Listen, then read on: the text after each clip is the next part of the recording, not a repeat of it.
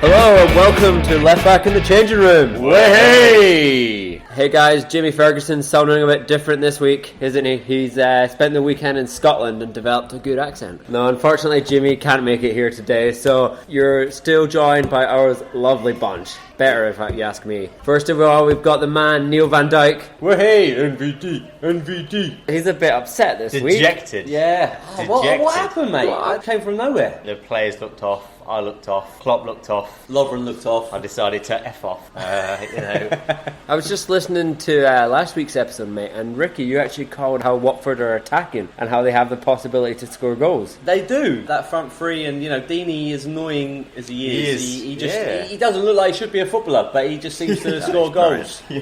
He's a big lump, but he's good. And that's Sarr. He's been pretty good, to be honest, since Pearson come in. Yep. And he was really strong. He was almost unplayable for them. Deeney just kind of, roughed up Lovren, and quite why he was in Lovren was all over the place, I think. I think he was at fault for the first goal, at least. Well, quite why he was in the team, who knows, but he should have played Matip, but at the same time, he was out of position. I think, to be honest, actually, Van Dijk for the second goal, he was in a poor position. Which is unlike him. It was, I think just the whole team were off. Fine, you know what, if this is a blip, and it just kind of gives the players a little bit of a kick up the arse, then so be it. Just such a shame, though, isn't it? So close to the consecutive 1 game 19. away from the record. Yeah, it would have been 19 games. Yeah, that's right. Could have officially said best team in Premier League history. What it could have been. But it was pretty exciting. You can tell that. We jumping right into it. We were so excited to talk about that. There was the rest of the weekend maybe not as exciting. A very difficult week for fantasy Premier League players. It was terrible, yeah. And you did hear it as well. We didn't introduce him, but you know that Ricky Pellegrini's here. You heard his voice. Hey. He was in here. He's just got home from his bender after West Ham actually won a game. Oh, mate, I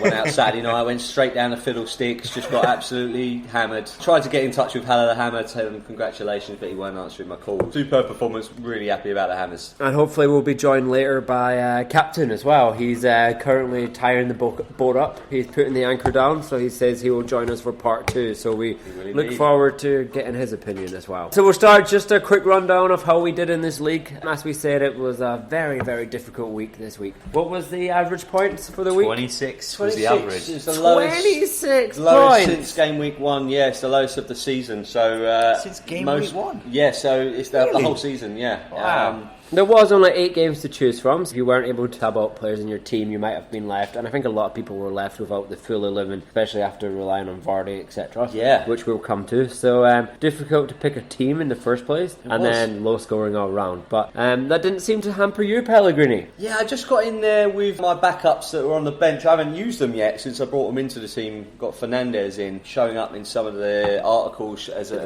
decent defender since he's come in, for Newcastle. Seems to be rock solid at the back when they're playing at home. Brought in Hayden as well off the bench. You also brought in the other Fernandes, right? I brought in the other Fernandes. Double Fernandes. Bruno. Fernandes bandwagon. Man of the moment. He has been blinding, right, the last couple of weeks. He's shown I couldn't ignore him. That was a great finish, right? Yeah, Everton away is always a hard game. But yeah, he did well. Got 3 bonus points as well. And I'm sure as the highest transfer player in as well. He was the highest transfer. So obviously people were listening to the man who was talking him up so much last week was Jimmy Ferguson, right? He went on and on. Yeah, he wouldn't shut up on the episode last week about him. Fernandes, I love you. Van Dijk, you put him in your team? I put him on my team, Pellegrini put him in the team? Did. Everybody was... I put him in my team? Yeah. And what happened? There you go. Jimmy didn't put him in his team. Jimmy clearly thought it wasn't worth it. He said he couldn't afford him. He's got De Bruyne on the pitch. Why did he start with De Bruyne? De Bruyne wasn't even playing. He couldn't have even been selected. He chose Fleck and Rico instead of Fernandes. This is what happens when you get John Fleck in your team. You can never get rid of him, and that's it. Curse of John Fleck. Is it like the coronavirus? Moving on swiftly. Yeah, so I found it very difficult personally. I remained top, clinging on a bit. 32 points for me. Still so above average. Above average, but disappointing for me. We'll come back to my team, but not great. You were right up there, 47 points. I was impressed there. But you were bettered. Bettered by the captain himself. He was storming. Yeah, 59 points. He's on later, so he can kind of talk through his team. But I mean, he did his free hit and he did it well. Yeah. He Doherty in, he got Jota in, Fernandes in. Great selection, to be honest. And Pope as well on goals. So yeah, that was 4 players on over 10 points for him. There you go. I'm sure there was some teams that didn't get that between them this week. So yeah, Pope keeps delivering the points, doesn't he? Does, every single week. He is honestly blessed. He definitely is, and I think there's a shout of replacing Pickford in the starting lineup for the England team as well, because there's a lot of talk about that over the Everton Man U game, because Pickford obviously made a bit of a howler, absolutely diabolical. Should have saved the Fernandes goal, and he was getting absolutely rinsed on Sky Sports by Roy Keane, just saying he's just not a good goalkeeper, basically. So we could see Pope in a shout for the Euros. So it's tight at the top. I'm 16 points ahead of you, Ricky, and then there's 24 points between yourself and Captain catching up. Captain had overtaken Neil this week. You went in front of him for the first time last week, and he regained his spot. You also scoring 32 points. Back in the beloved top 4. Yeah, you're up there. You've got quite a distance between you and the sausage burner, who scored a solid 42 points this week. And then we come down to Quinny, the man without Fernandes. The man. Oh my God, it's been another shocking week from him, no? Yeah. And he's not even here to defend himself. He's not, and he had no one on the bench either. He had Lundstrom, Rico and Fleck, the famous Fleck. So I don't know what he was thinking there. I think he's got his free hit to use, so I don't know why he didn't think about that, same as what you and Captain did. But maybe he's saving it, maybe he's got something up his sleeve, knowing Jimmy. Listeners, we're got a plan. We're a bit concerned actually. We haven't actually heard from him since that day, so I think he might be quarantined. He might be, yeah. He's either quarantined or he's sitting there having a good long hard look at himself after this performance and seeing how he can regroup. Maybe on the phone with Jurgen Klopp right now.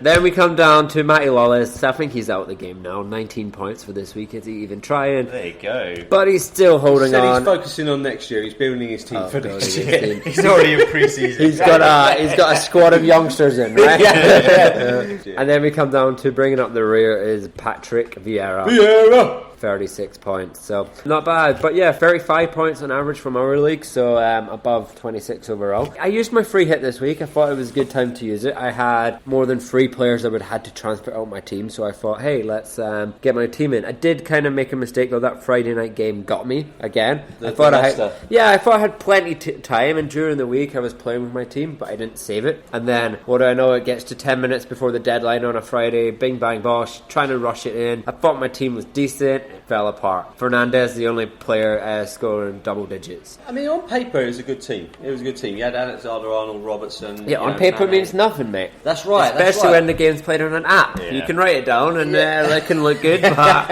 if it doesn't get points, then it doesn't. Richarlison, I think he was a threat against Man U. I'm surprised he didn't get on a score sheet, so I think that would have been a good shout. Danny Ings started on the bench. He had a knock just before the West Ham game, so I think a lot of people would have been banking on him. Someone took a bite of one of his chicken wings. Exactly. On the bench. Danny Wings. I think they brought him on just far too late. The game was already gone by then. He got 36 played minutes. really well. He did play well. He looked good when he came on. But I think kind of the Hammers were just a lot better, to be honest. I think they were good against Liverpool, and they really kind of proved their quality, to be honest. I'm glad we consolidated that performance, because we were saying last week there's no point going to Liverpool. Great performance, everyone pat them on the back, but then if you go home and then lose to Southampton, it's worth nothing, right? But I'm glad we brought on that confidence and just attacked them from the word go. And our lad Jared Bowen, who was saying, waiting for him to come on the scene. First start for the Hammers in front of the home fans. What a goal! What a finish! Little dink over the keeper. Good. A good build-up from the front three altogether. Really, you got Haller and Antonio, both brilliant performances. I would call out, even though Antonio got king of the match. King of the match. They got king of the match, don't they? Yeah. I was surprised that Haller the Hammer didn't get it, because to be honest, his performance all round was pure class. Good poacher's goal. He was showing his signs. I was raving about him earlier this season, and obviously it did not pay off, right? I stuck with him for about 7 or 8 weeks, determined that he would show his quality that he had, but didn't quite show it. But those could be signs of things to come for him, I think, as well as the lad Bowen. So happy Hammer over here. It's not as didn't start. He didn't start. So you put him in your team. Oh, really? Every time I put him in my team, he just does nothing for me, and then I'll leave him on the bench and he'll kind of go, have a worldie. But I was, disappointed about that. But I think, like you called it, right, it's a good performance. And I guess you got to kind of see whether it continues next. Fingers crossed. We've got Arsenal coming up next. It's going to be a tough game at the Emirates, but you never know, right? Not the best event, so I think you could exploit them. Yeah, but I'm sure we'll talk about that a little bit later. So maybe you guys are going to safety. And another team that might actually turn it around and get to safety is Norwich. They got a result against Leicester, right? What a surprise result that was as well. All the bottom teams actually. None of us saw that coming. I didn't see that coming at all. I was surprised. Schmeichel had to make 5 saves as well. And so he got bonus points for you there, and he was actually Leicester's top scoring. He got bonus points, and then he got boots. So that got rid of those. Surprising Norwich. At Carrow Road, maybe they're going to be on a resurgence as well. But we were ironically talking about from the rambling last week. The question was surrounding the bottom teams and whether we should gamble on those. And there was mixed reactions there. But now I think there's really a case for those bottom teams: Bournemouth, Norwich, West Ham, Watford, especially. Obviously, yeah, that's right. I mean, they've really shown that they were able to exploit some of the top teams, and that's going to be an interesting end to the season. I mean, Leicester just kind of completely. What happened? Where was Vardy? Capitulate. Vardy was just it's Rebecca again. He's isn't still on house arrest. No, it's alright. Rebecca just won't let him off the leash. I mean, I'm sure it might even be a question for the rambling, but that was surprised. I actually took a bet on him. I actually kept him in. As I said, I played my free hit, but I thought, come on, after what was it, 6 or 7 weeks without a goal? I thought, it's about time. He's one of the top scoring. Wasn't even on the bench, mate. I don't know where he was. Picking up a knock. So he hasn't scored double digits. That was an unfortunate 16. Wow, unfortunate start because he was actually my captain as well. That didn't end too well. Yeah, so, it's going to be interesting to see how many managers start shipping him out this week. I think everyone will, to be honest, because now he's got the shadow over him in terms of injury. It might only be a little bit of a knock. It could come back to haunt you. I know with things like that, because then you look at the lineup next Saturday and then there he is. He's in the starting lineup and he gets a hat trick. 93,000 FPL managers have got rid of him, and this was in the past day or two. Yeah, it's an interesting one. I think I'll be joining them on that. Yeah, exactly. It's not a bad shout. Next game of the weekend, we thought Crystal Palace were pretty solid. We thought they were going to win. They did. They got 1-0. Don't know much to say about here. Ayew got the goal. Not unexpected, right? Yeah, that's right. Yeah, classic Crystal Palace performance. Actually, very tight at the back, just not giving much away, and then nicking the goal. Ayew's been on the score sheet quite a few times this season, and he's a decent striker for the way they play. And Bournemouth turned up against Chelsea. Yeah, It's, in fact, they were leading. I mean, just Chelsea, just so inconsistent. Their defence is just as bad as Arsenal's. Played well first off. Reece James played well. Down the right. I like that, James. Good ball in. I think kind of Giroud was unlucky, but then obviously Alonso was there to just kind of absolutely thunder it home. Surprised we're holding on to 4th. No one can step up. They're still 3 points ahead of United. It's crazy, given their form. All the teams around it, apart from Wolves, they're the only ones who look like they could be breaking up to that top 4 maybe. If they carry on their form, I can see them doing it, but Tottenham keep bottling it. Man United not really doing it. They were lucky. Everton. They were lucky. Very lucky. So especially the disallowed goal from VAR helped them out. I actually brought Giroud in this week. He got me 5 points. That's better than most of my players with the assist. Almost scored. He hit the bar. But Alonso looked like the type of player he was last season. He was kind of a must-have last season. He was, because he got a lot of assists and got on the score sheet a lot, and he has gone up to that attacking wing-back position again. So there could be more to come from Alonso, I think, with Chelsea. Good fight back from Bournemouth, though. I mean, to be fair, it just shows actually how bad the Chelsea defence was. I think both of them. First goal for Lerma was an easy goal. A tap-in for Josh King as well. So I think kind of just really abject at the back. To be honest, Chelsea are obviously not got a settled back four and goalkeeper as well. They don't really have like a solid goalkeeper. That's right. I mean, they're playing their number 2, and he's I think equally as bad as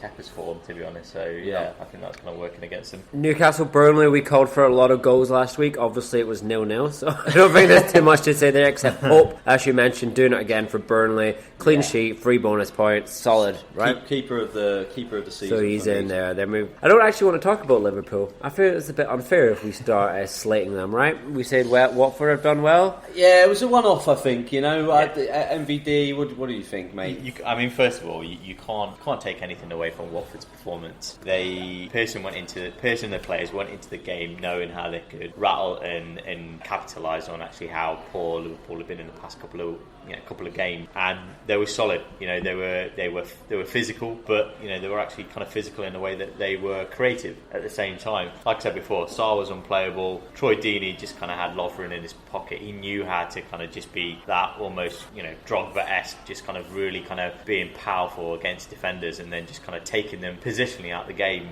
Yeah, they were great. I mean, Deulofeu was good until he unfortunately went off with a bad injury. They deserve the goals, deserve the points. Liverpool just, I think collectively, players just weren't there. Just wasn't meant to be, was it? Wasn't meant to be. I mean, to be honest, it's like the subs that came on. I think Minamino and Lallana actually kind of were the best players, considering they played 10